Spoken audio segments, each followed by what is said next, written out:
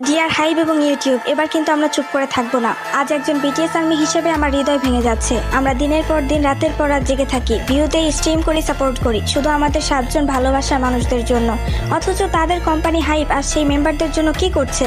জিন, RM, হবি এরা যখন স্লোগান রিলিজ করে তখন ভিউ উঠতে কেন এত সময় লাগে? কেন ইউটিউবে হঠাৎ ভিউ ফ্রোজেন হয়ে যায়? 2 থেকে 3 মাস সময় লেগে যায় 10 থেকে 15 মিলিয়ন ভিউ করতে। অথচ হাইবের আরেক ব্যান্ডের গান 20 ঘন্টায় 20 মিলিয়ন ভিউ পায়। এটা কি কাকতালীয় নাকি পরিকল্পিত অবহেলা? বিটিএস যখন গ্রুপ হিসেবে ছিল তখন হাইব যেভাবে প্রমোট করতো, এখন সোলোতে কেন সে সমর্থন নেই? তারা তো এখনো হাইবের অংশ। কেন তারা চুপ করে দেখে যখন ইউটিউব ভিউ কেটে নেয়? কেন তারা সোলো প্রমোশন কম করে? এটা কি অন্য গ্রুপদের সামনে বিটিএসকে নিচে নামানোর চেষ্টা? আমরা ভিউ চাই, ফেম না। আমরা চাই আমাদের আর্টিস্টদের ন্যায্য সম্মান, ভালোবাসা ও সাপোর্ট। তারা আমাদের হৃদয়ের সবচেয়ে কাছের। তাদের প্রতি এমন অবিচার আমরা মেনে নেব না। হাইব আমরা দেখছি, এবার আমরা জবাব চাই।